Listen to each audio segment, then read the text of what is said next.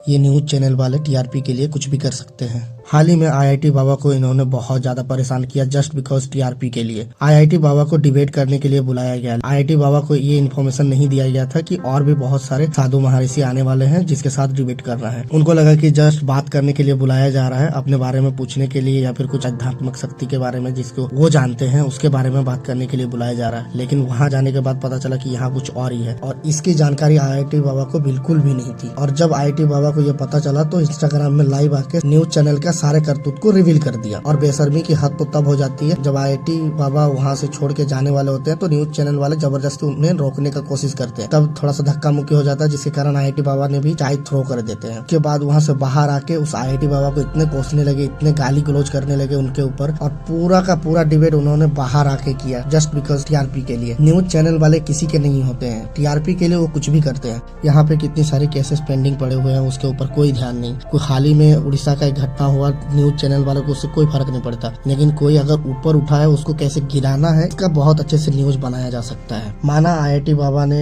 थोड़ी बहुत गलतियां की है, इंडिया का क्रिकेट मैच के ऊपर इतनी कमेंट्स नहीं करनी चाहिए थी। बहुत सारे ऐसे क्रिकेट फैन हैं जो क्रिकेट से हार्डली जुड़े हुए हैं, उनके दिल में ठेस पहुंची है बाबा की बात पे। लेकिन इस तरह से टिप्पणी करना बाबा का भी सही नहीं है। इसके ऊपर मैंने ऑलरेडी कहा है वीडियो में अपने, और अभी मैं फिर से कह रहा हूँ, जहाँ जिस टाइम पे जो गलत होता है वो गलत है, जो सही है वो सही है। इस टाइम पे आईआईटी बाबा सही है क्योंकि इस तरह से किसी को हैरेसमेंट करना ये गलत बात है। अरे आईआईटी बाबा भी एक इंसान है, ऐसा जुल्म मत करो कि वो अपने जान खो बैठे या फिर ऐसा जुल्म मत करो कि वो अपने जान देने के लिए विवश हो जाए। वो भी एक इंसान है, अपने हिसाब से जी रहा जिंदगी। जरूरी नहीं है कि 2 रुद्राज पहन लो तो आप उससे सवाल करने लग जाओ कि आप बाबा हैं, आपको ये बताइए, आपका त्रिवेद बताइए, कितने वेद होते हैं वो बताइए, कितने भगवान होते हैं, गायत्री मंत्र सुनाओ। ऐसा कोई जरूरी नहीं है। अगर उनको वो चीज अच्छा लग रहा, उनको एक भगवान दिखाई दे रहा, उसको जिस तरह से पूजा करना है वो उसी तरह से पूजा कर सकता है। वो उस इंसान और भगवान के आस्था के बीच का जरिया है। पब्लिक वहाँ बीच में घुस के पाप ना करे इस चीज का। प्रेमानंद महाराज जी बोलते हैं, अगर कोई बच्चा है और वो के लिए ओम भूर्भुवः स्वः उस तरह से नहीं सुनाई देंगे जिस तरह से हमारे मुंह से सुनाई देते हैं। बच्चे और भगवान के बीच उसमें भी श्रद्धा होगी, लेकिन लोग पता नहीं बीच में क्यों आते हैं। 2 श्रद्धालुओं के बीच में जो आते हैं उससे बड़ा पाखंड इंसान कोई नहीं है। अगर आईआईटी बाबा को लगता है कि मैं भगवान के साथ कनेक्ट हूँ तो तुम सवाल करने वाले होते कौन हो? उसको टोटली रॉन्ग है। आईआईटी बाबा सही है, बहुत सारे चीजों में आईआईटी बाबा का कहना भी बहुत सही है। एक और स्टेटमेंट उसका सामने आता है जिसमें वो कहते हैं कि यहाँ इंडिया के लोग सेलिब्रिटी और क्रिकेटर्स को भगवान का दर्जा दे देते हैं, लेकिन वो एक ऐसा चीज है जो नहीं होगा तब भी देश बहुत अच्छे से चल सकती है। विक्रम भद्रा को तो लोग तब से जानने लगे जब एक मूवी आई, उससे पहले कोई नहीं जानता था। तो